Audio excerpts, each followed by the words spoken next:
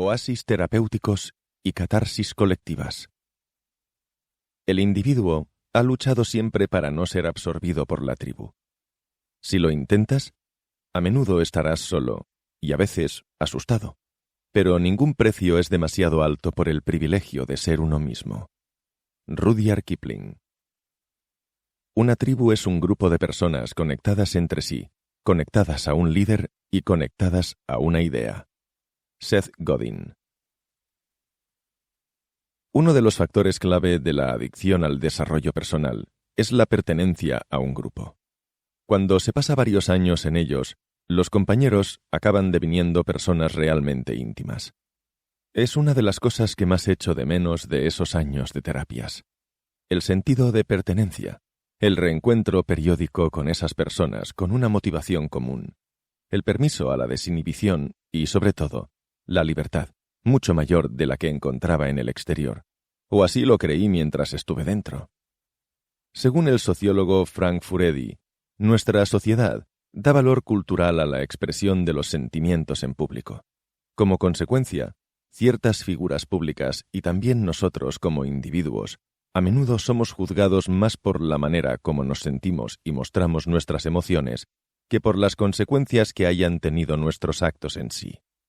Además, el acto de desnudarse emocionalmente en público ha sido aceptado culturalmente como terapéutico y ha derivado en una pérdida de límites entre la esfera privada y la pública. Recuerdo que un compañero me dijo un día con ironía: ¿y yo ahora por qué me tengo que emocionar y ponerme a llorar delante de esta panda que casi ni conozco? En ese momento no lo entendí porque para mí resultaba de vital importancia emocionarme, incluso romperme si era necesario, delante del grupo y demostrar que yo también podía sentir, emocionarme, y que con ello recibía la aprobación del grupo y por tanto pertenecía a él. El origen de este fenómeno grupal se remonta a la segunda mitad del siglo pasado. Un encuentro por unas pocas horas o unos pocos días, de unas 12 o 18 personas cumplidoras, locamente normales y temporalmente olorosas. Su destino es la intimidad, la confianza y la conciencia de su comportamiento en grupo. Su vehículo es la honestidad. En muchos casos jamás se habrán encontrado antes, pero, como extraños en un tren, rápidamente hablan de sus más profundas emociones. A veces se usan artilugios, ejercicios y atrecho, a veces no. Algunos de ellos gritan, se enfurecen, lloran, atacan y finalmente se abrazan unos a otros. Estas palabras de Jane Howard describen lo que eran los encuentros terapéuticos en el Esalen Institute en los años 70 en el Big Sur de California, cuyo modelo de encuentro te sonará si has asistido a algún grupo de crecimiento personal. En Esalen se forjó el modelo de este tipo de trabajos grupales que mezclaban lo terapéutico con lo espiritual, transpersonal y todo lo importado de la sabiduría oriental. Se dieron cuenta de que las terapias individuales aislaban al paciente y que había llegado el momento de abrirse, mostrarse, también como una forma de romper con los dogmas antiguos. Era la época de la contracultura, el movimiento hippie y, por tanto, del surgimiento de lo comunal como estilo de vida.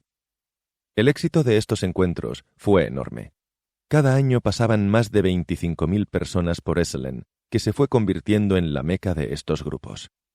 Actualmente se ofrecen más de 600 talleres al año, y desde entonces han pasado por ahí los maestros, profesores y terapeutas más reconocidos como Alan Watts, Roy O'May, Carlos Castaneda, Carl Rogers o Abraham Maslow. Con el tiempo, los grupos empezaron a popularizarse en muchas otras áreas, sobre todo en el tratamiento de adicciones, como por ejemplo los grupos de Alcohólicos Anónimos, y hoy en día encontramos grupos para todo. Tal y como relata Will Allen a través de su imprescindible documental Holy Hell, en torno a los grupos de crecimiento personal, hay experiencias increíbles, mágicas, preciosas. Observar al otro en su dolor y en su alegría, escuchar historias dolorosas de los demás, hace que dejes de mirarte tanto el ombligo y que conectes con la gente profundamente. Viendo que nuestro paradigma relacional tiende a lo digital y lo virtual, y por tanto, cada vez menos al contacto físico, es muy probable que se vuelva necesario recuperar lo analógico como método terapéutico. Grupos donde se nos permita tocarnos, abrazarnos, follarnos, experimentarnos, explorarnos o simplemente hablarnos. En los grupos aprendí la escucha activa, a ponerme en los zapatos del otro y a saber estar callado cuando el silencio era mejor que decir algo. Ese contacto es lo que más echo de menos hoy en día, porque en buena parte sosegaba mi anhelo de conexión con otras personas. Sin embargo, los grupos también arrastran, hacen dudar de todo, incluso de quién eres, y los cimientos tambalean. Sobre todo para mentes influenciables, como la mía, pueden convertirse en un refugio para alejarse de lo viejo, de la familia, de amigos, del trabajo y, en mi caso, de todo lo que oliese a establishment. De hecho, los grupos adquieren tics sectarios con increíble facilidad. Así le ocurrió a Allen y a tantos otros que, como él, habiendo estado 20 años en el grupo de Buddha Field en Los Ángeles, quedaron a merced de un gurú peligroso y abusador, además de extremadamente kitsch. Es curioso porque, viendo el documental, enseguida pensarás, ¿pero cómo no se dieron cuenta de que este tipo no era de fiar con esa pinta de macarra de discoteca de Magaluf? Pues sí. Por increíble que parezca, la ceguera ante este tipo de manipulación es habitual en los ambientes más sectarios, pero cuando se está dentro, es difícil darse cuenta.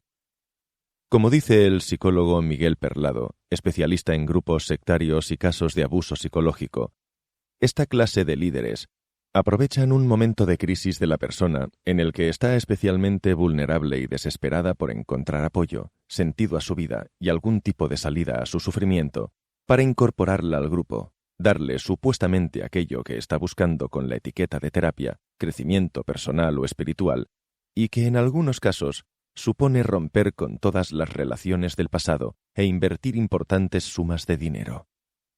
El aislamiento del exterior establece una dicotomía muy clara entre nosotros, dentro del grupo, y ellos, fuera del grupo, que están equivocados y son tratados con condescendencia. Evidentemente no todos los grupos son destructivos ni sectarios, aunque por mi experiencia, en mayor o menor grado, muchos de ellos quedan empapados por una serie de creencias enarboladas generalmente por un maestro carismático. Con el tiempo, uno va aceptando todas estas creencias como ciertas, sin plantearse la veracidad o bondad de las mismas, ya que el ponerlo en duda haría tambalear la existencia del grupo. Las creencias y los dogmas son el pacto sobre lo que se sustenta la continuidad del grupo, y en el fondo es algo que nadie quiere poner en peligro. Todo lo que sofoca la individualidad, se llame como se llame, es despotismo, dijo el político y economista John Stuart Mill. Si dentro del grupo uno empieza a cuestionar demasiadas cosas, dejará de ser bienvenido, ya que es arriesgado romper el pacto no escrito de que las creencias o el maestro son intocables. Se puede tardar meses, incluso años o décadas a empezar a cuestionar la jerarquía del grupo. Cuando se está metido hasta las trancas dentro del mismo, la mente se nubla, entra en trance y se retroalimenta con mayor conexión entre los miembros del grupo, estableciendo lazos cada vez más fuertes que mantienen unida a la comunidad. Uno de los primeros argumentos con que se vende el grupo terapéutico es la gran libertad que se va a encontrar en él. Y sin embargo, yo tenía justamente la sensación contraria. Se favorecía el pensamiento único, al que uno se debía alinear para sentirse integrado. De hecho, uno cree que ha encontrado un nuevo yo, pero este no es más que una adecuación a las premisas aceptadas en ese ambiente concreto. Si, por ejemplo, se está en un ambiente espiritual, tu nuevo yo se va a adaptar para ser más espiritual y estar mejor integrado dentro de ese ambiente. Al final se trata de un oasis en medio de las relaciones sociales habituales, que funciona con unos códigos propios, aislados en mayor o menor grado de todo lo exterior. Incluso se establece un lenguaje propio del grupo, con frases y rituales que solo tienen sentido dentro y que favorecen la sensación de pertenencia tribal. Este tipo de aislamiento aumenta a medida que crece la integración en el grupo, ya que se percibe mayor incomprensión por parte de las personas del exterior, se pierden los vínculos con ellas y cada vez resulta más difícil alejarse del grupo por la fobia adquirida hacia lo de fuera. En esa época, para que todo fuese acorde a los códigos internos, me había dejado una larga melena rizada, recogida en un moño, lo que configuraba un aspecto idóneo en toda esa comunidad de crecimiento personal, a medio camino entre lo New Age y lo terapéutico. Dentro del grupo, también se da competencia interna entre los participantes. Se respira un juego de miradas por ver quién es el más profundo, el más trabajado, admirado, espiritual, alineado, evolucionado, consciente, etc. Al igual que las terapias en general, el grupo terapéutico acaba enfocándose en el déficit. Cualquier dificultad que expongas, por natural que sea, será catalogada como neurosis, defecto o carencia. Este enfoque patologizante va calando en la dinámica grupal hasta que el grupo se acaba estructurando alrededor de la búsqueda de la neurosis. Cualquier negación del propio defecto neurótico se considerará una no apertura inaceptable y será visto con suspicacia por los demás. Por ejemplo, en los clásicos turnos de palabra en círculo, si uno expresa al grupo un simple «pues estoy bien, no tengo nada que destacar», este quedará bajo la sospecha de que esconde algo al resto, ya que siempre hay algo que trabajar, algo personal que compartir, algún dolor que confesar, algún pesar con el que abrirse en canal delante de todos. En el fondo, estas dinámicas responden a una lógica sistémica. La existencia de este algo es lo que justifica la existencia del grupo. Es decir, si la mayoría del grupo respondiese que todo está bien, dejaría de tener sentido el mismo. Por tanto, la respuesta «todo está bien» es una amenaza directa a la razón de ser del grupo. La adopción de dinámicas como esta se considera lo normal, y en consecuencia muchos grupos terapéuticos se convierten en auténticas máquinas de fabricar problemas que aíslan cada vez más a sus participantes. Incluso se puede dar el caso de que asistir a un grupo, por ejemplo, de duelo, alargue más el proceso de recuperación del periodo que se daría de manera natural. Habría que ver cada caso, pero es bien sabido que en ocasiones hablar o compartir en exceso nuestras dificultades no solo no las soluciona, sino que las cronifica. En mi experiencia he sido testigo de varias personas, entre ellas yo mismo, que empezaron a encontrarse mejor y hallar mayor serenidad una vez abandonaron alguno de los grupos en los que participaban. La obsesión del grupo por los supuestos déficits de la persona les hacían sentir que eran cada vez más inadecuados y que aún debían trabajar mucho interiormente para llegar a quién sabe dónde. Recuerdo que banalizaba irónicamente los momentos profundos, y mis bromas rechinaban como un elemento discordante, porque no se adecuaban a la profundidad de los trabajos. Así que aprendí a reprimir mi sentido del humor hasta olvidarlo. Ocurría a menudo que mi habitual facilidad por teorizar o analizar tampoco era bien vista, ya que era demasiado mental, y solo se consideraba válido lo que tenía que ver con sentir o abrirse en canal ante los demás. Estas dinámicas derivan en convertir los grupos en oasis. Las conductas solo tienen sentido y validez dentro. Asistí a un taller de fin de semana centrado en el tema de la muerte. Todo lo referente al hecho de morir, revivir nuestra propia futura muerte, despedida de fallecidos importantes de nuestra vida. Ahora, al escribirlo, me suena todo muy extraño, pero en ese momento lloré tanto que a ese desahogo le di varios posibles significados profundos. Me descorazonaba observar tanto dolor a mi alrededor y en mí mismo al recordar a personas queridas que habían muerto. Lloré especialmente por un amigo de mi padre que había muerto de cáncer recientemente.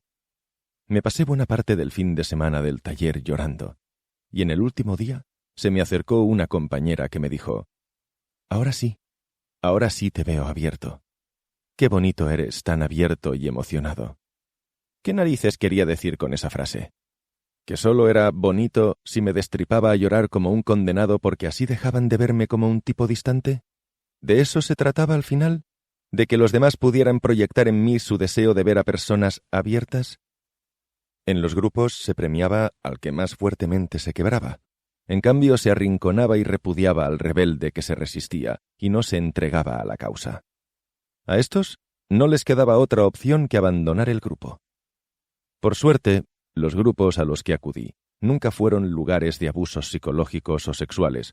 Sin embargo, sí detectaba progresivamente una anulación de la personalidad en mayor o menor grado. La potencia del binomio maestro-allegados es clave como herramienta para inocular las enseñanzas y anular cualquier crítica a éstas o al maestro. Cuando uno se pone en sus manos, no solo no lo cuestionará, sino que buscará su aprobación y su aceptación en todo momento. Se produce un caso evidente de transferencia con el maestro, una búsqueda de amor y aprobación casi infantil. Todos deseamos sentirnos queridos y escuchados, y apacigua sentir la pertenencia grupal, aunque sea a costa de adaptar el comportamiento y el lenguaje para que case con ciertos códigos internos. Puede resultar tranquilizador encontrar estos oasis después de una travesía de búsqueda y sufrimiento.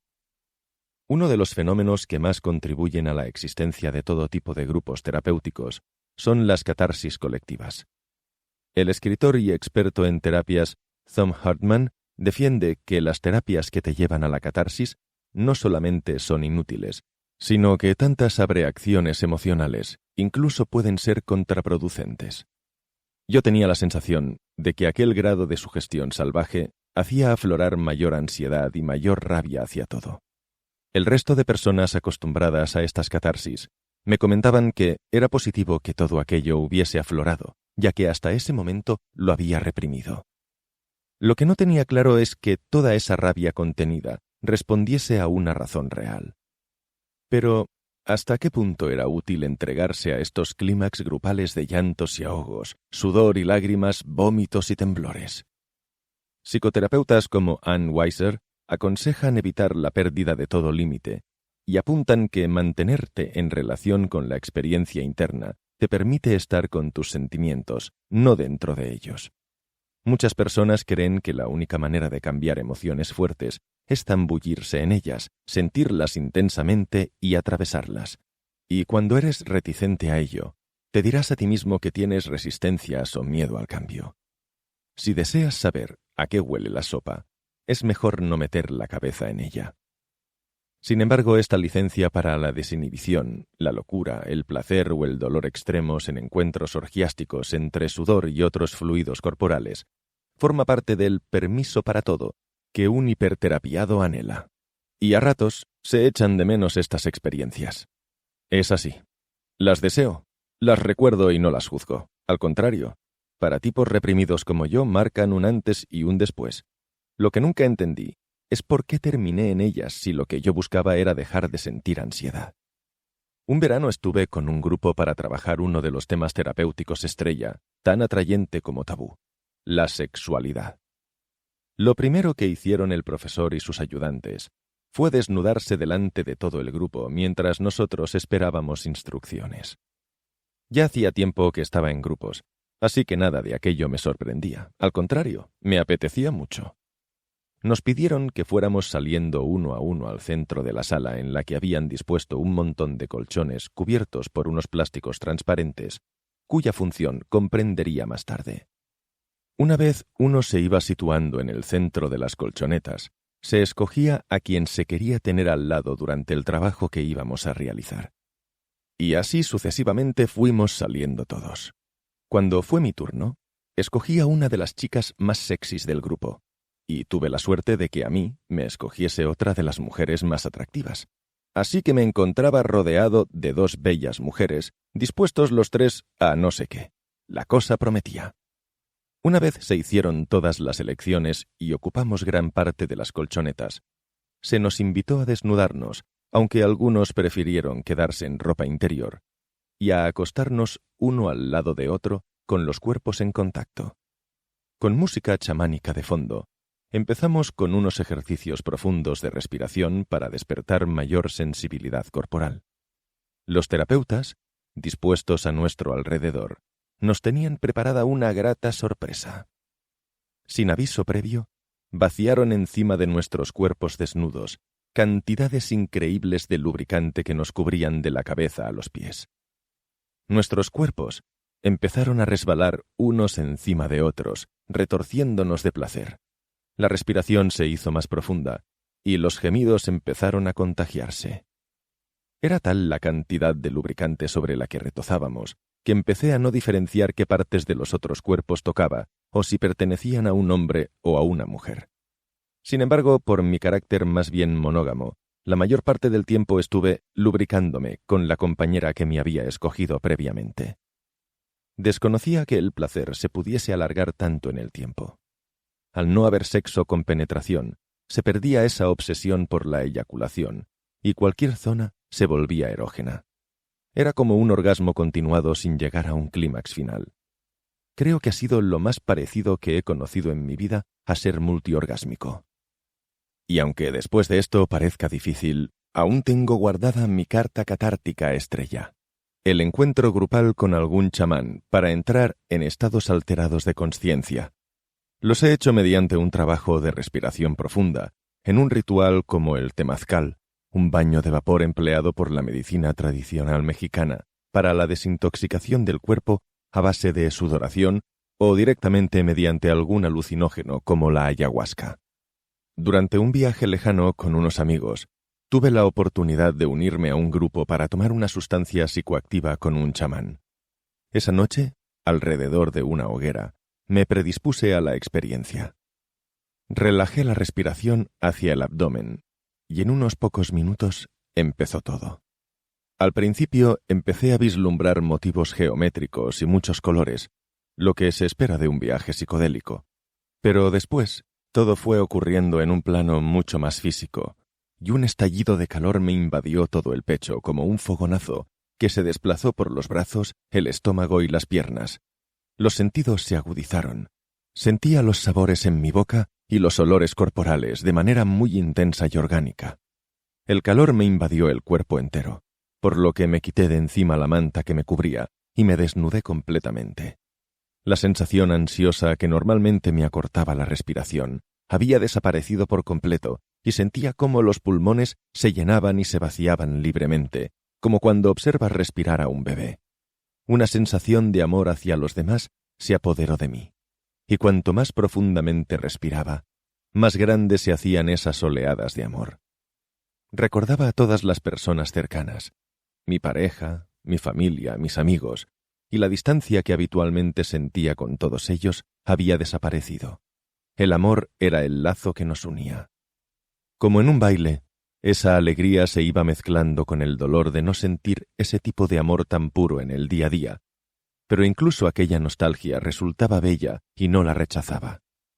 Mientras tanto, ese bosque se convirtió en un festival de jadeos, llantos, risas y murmullos incomprensibles, con música de tambores y cánticos de fondo. Racionalmente no podía entender si esa experiencia dejaría pozo o si iba a tener alguna utilidad. Lo único que tenía claro era que quería repetir y que recomendaría a todo el mundo que lo probara al menos una vez en la vida. No obstante, en los días posteriores, tuve una especie de efecto rebote y la ansiedad volvió con mayor fuerza y terminé tomando unos cuantos ansiolíticos. Si unos días atrás una sustancia me había llevado al cielo, tuve que tomarme otra para salir del infierno. Históricamente la búsqueda de experiencias con chamanes y psicodélicos fue creciendo a la par que la espiritualidad oriental, y de alguna manera se han ido complementando e incluso mezclando, y han suplido en parte el vacío espiritual en Europa y Estados Unidos. Autores como Carlos Castaneda y sus libros sobre las enseñanzas del chamán yaqui, Juan Matus, en México, a mediados de los 60, del que publicó toda una saga de más de 12 libros, calaron en una década contracultural en la que se buscaba romper con lo viejo. Los libros de Castaneda siempre estuvieron acompañados de polémica, fueron considerados un engaño por algunos y una Biblia de todo el movimiento chamánico por otros. El descubrimiento y uso de los enteógenos o plantas sagradas para alcanzar estos estados de realidad no ordinarios se generalizó en esos años y los viajes a países como Perú y México eran cada vez más habituales entre los buscadores espirituales. La palabra enteógeno, del griego entheos, que significa inspirado por los dioses, se acuñó para distanciarse de una palabra con peor reputación, como era alucinógeno, más relacionada con lo lúdico y el movimiento hippie. De hecho, la raíz de la palabra significa origen o tiempo de nacimiento. Por tanto, está mucho más vinculada a una revelación espiritual interior. y se supone que el chamán es aquel hombre de conocimiento capaz de viajar al mundo espiritual e interpretar los mensajes dados por la acción de los enteógenos. Es admirado y venerado por ser capaz de sanar enfermedades y hacer de puente con otra dimensión. Antes de la expansión de estas sustancias naturales, tuvo lugar el descubrimiento e investigación con múltiples sustancias químicas psicodélicas a lo largo del siglo XX. Ya en los años 20, el psicólogo Heinrich Klüver experimentó con mescalina y a mediados de siglo, Albert Hofmann descubrió la dietilamida del ácido lisérgico, LSD, cuyo estudio se generalizó para su posible aplicación clínica y terapéutica. A partir de ese momento, apareció un número importante de investigadores, intelectuales y celebridades que apostaron por esta vía terapéutica y de autoconocimiento como Aldous Huxley, Tom Wolfe, Timothy Leary, John Lennon e incluso personalidades del establishment imperante como Steve Jobs o el senador Robert Kennedy, quien afirmó: «Tal vez, hasta cierto punto, hemos perdido de vista el hecho de que el LSD puede ser muy, muy útil en nuestra sociedad si se utiliza correctamente». A pesar de su auge, el uso de este tipo de sustancias psicoactivas fue prohibido prácticamente en todo el mundo a partir de los años 70, aunque con los años se ha ido permitiendo la investigación y sus posibles aplicaciones en algunos países como Estados Unidos y Suiza. De hecho, son bastantes los psiquiatras, médicos, psicólogos, pacientes, buscadores espirituales y curiosos, entre los que me incluyo, que desearían una investigación rigurosa y fiable sobre sus usos terapéuticos para conocer sus riesgos y posibles indicaciones para determinados enfoques terapéuticos. Parece que el uso de enteógenos potentes como la ibogaína podría tener aplicación en el tratamiento terapéutico de drogadicciones y del trastorno de estrés postraumático. El psilocibe para tratar la ansiedad y otros desórdenes psiquiátricos. La MDMA para la fobia social. Y el uso de LSD, éxtasis y ketamina en microdosis para tratar la depresión, como cuenta la escritora Ayelet Wallman, que mejoró su salud mediante dosis pequeñas muy controladas. El estado actual del tratamiento de salud mental ha fallado por completo a muchas personas que sufren. Necesitamos desesperadamente más investigación sobre alternativas, incluido el LSD y otros psicodélicos, argumenta Waldman, y existen decenas de foros en Internet donde se clama porque se abra la investigación en este campo.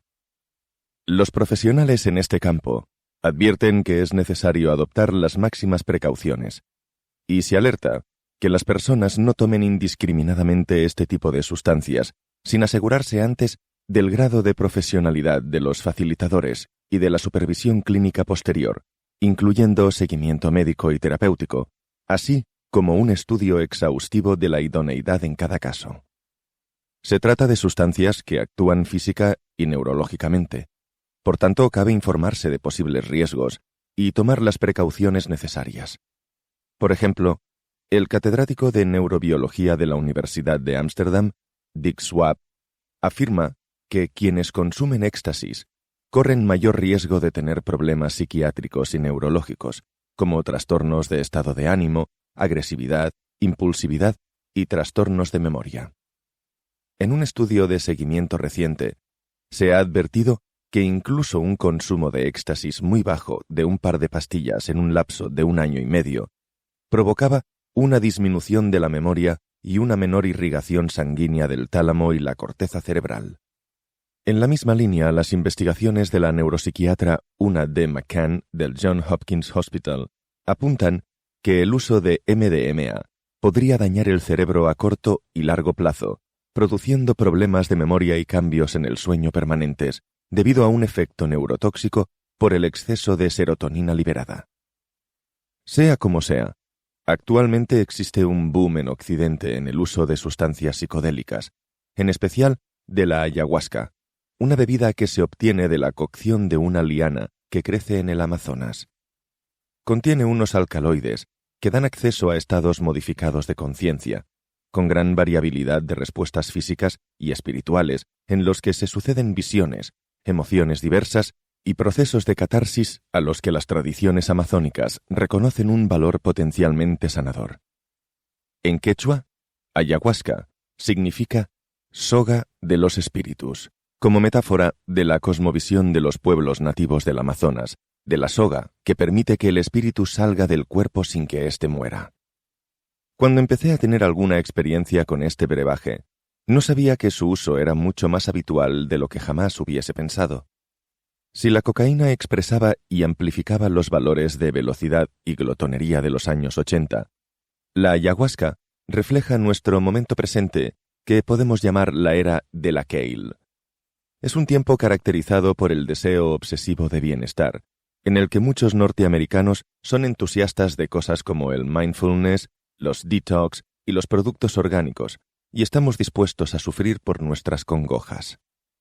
Además, está adquiriendo el estatus de cool, y emprendedores y celebrities como Tim Ferriss o Susan Sarandon hablan maravillas de la ayahuasca, que se ha convertido en la droga de moda en Nueva York y Silicon Valley, donde se montan viajes organizados a Perú para emprendedores. Ayahuasca es como tomar una taza de café aquí, refiriéndose a San Francisco. Tengo que evitar a gente en fiestas, porque no quiero escuchar su última chapa de 3 horas sobre colores caleidoscópicos, afirma Ferriss. La ayahuasca ha calado más que otras plantas, como el peyote, un pequeño cactus endémico de las zonas desérticas de México, conocido por sus alcaloides psicoactivos, entre ellos la mescalina, con una larga tradición de uso tanto medicinal como ritual entre los indígenas americanos, aunque sus efectos desagradables restringen mucho su consumo. En cambio, la ayahuasca suele dar viajes más controlados y de tipo arquetípico, por lo que teóricamente requiere de menos experiencia y existe cada vez mayor conocimiento sobre posibles beneficios en su toma, por ejemplo, para tratar la depresión, aunque como cualquier moda terapéutica, se tiene que poner atención en el mal uso por parte de facilitadores poco formados en este campo. En aquellos encuentros con algunos chamanes, pretendía básicamente dejar de sentir desasosiego y comprender por qué mi vida no funcionaba. Había leído a Castaneda y creía que ello sería un atajo para llegar donde la terapia normal no llegaba. Era un intento más radical de investigación de la psique y así, de una vez por todas, hallar la serenidad que tanto anhelaba. Durante alguno de esos viajes, aluciné con los mensajes que era capaz de rescatar, en forma de comprensiones profundas sobre mi biografía, escenas simbólicas familiares o revelaciones pseudomísticas. La tipología de experiencias fue tan variada como inesperada, a veces muy orgánicas, como las sensaciones intrauterinas en las que me parecía bañarme en el líquido amniótico en el interior de mi madre, o un placer enorme en todo el cuerpo que me hacía gritar durante horas por no poder sostenerlo. Recuerdo especialmente una noche en la que se disolvió la frontera entre lo masculino y lo femenino. Yo era penetrado y penetraba al mismo tiempo, y sentía el placer de ambos sexos. Mis gritos de placer fueron recordados al día siguiente por gente del grupo porque no les dejaba relajarse. Esta disolución de límites también tenía sus peajes. Alguna vez se daba un viaje angustiante en los que aparentemente la vida carece de todo sentido, y cualquier objetivo es ingenuo, vacío y a fin de cuentas un engañoso desatino. Las experiencias suelen caracterizarse por la siguiente tríada: miedo a la muerte, miedo a no regresar y miedo a enloquecer.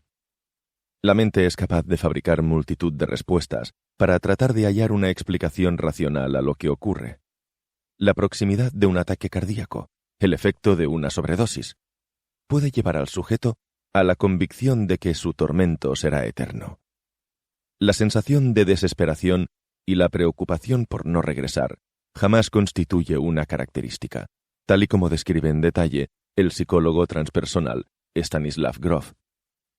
Cierto es que, después de varias experiencias, no percibí mejoría en mis síntomas de ansiedad e irritabilidad en mi día a día, lo que me llevó a cuestionarme si aquello era adecuado para mí y a dudar de si tenía algún sentido seguir acudiendo a encuentros con chamanes. Al mismo tiempo, deseaba que las experiencias fuesen cada vez más intensas para vivir insights más profundos. Si bien no son pocos los gurús que consideran las plantas sagradas la panacea de la cura del sufrimiento humano, y ciertas experiencias me cambiaron para siempre, también hallé mucho desconocimiento entre las personas que lo probábamos. Tiempo después de haberlo dejado, conocí a una fan del tema que acababa de llegar de un trabajo chamánico con ayahuasca en Perú. Se encontraba en pleno subidón posviaje y creía ciegamente en todo lo vivido y experimentado. Esta fue, más o menos, la conversación. «¿Y qué tal con el chamán?», le pregunté curioso sobre su vivencia. «Fue increíble. Hicimos la toma de ayahuasca en plena selva. La verdad es que tuve mucha suerte porque fui con una gente que sabía muy bien lo que hacía, muy experimentada. Fue alucinante. Era como estar en la película Avatar, ¿sabes? Sí, he tomado algunas veces ayahuasca, aunque últimamente tengo mis dudas. Sobre todo quiero saber cómo puede afectar a mi cuerpo y al coco. Bueno, claro, hay que saber con quién lo haces. Por ejemplo, hacerlo en Europa me parece absurdo», me contestó muy convencida. «¿Por qué? Aquí en teoría vienen personas bastante preparadas», repliqué. «Ya, pero la energía que tiene Perú aquí no existe. No sé, me parece ridículo y peligroso hacerlo con alguien de aquí. Además, allí antes hablas con el chamán y te conoce». «¿Te conoce? Bueno, la información que tiene de ti, de tu salud, es cero». «Bueno, sí, pero ese chamán en concreto era muy bueno. Mis amigos me llevaron a él porque es un tipo reconocido. Supongo que sabía lo que hacía». «No sé. Tengo mis dudas sobre cómo nos exponemos a estas sustancias». «¿Y la experiencia qué tal? ¿Te ha servido?» «Sí, totalmente. Para mí es un antes y un después. Pude ver un montón de cosas de mi vida, de quién soy». Visto su entusiasmo, ya no supe cómo debatirlo.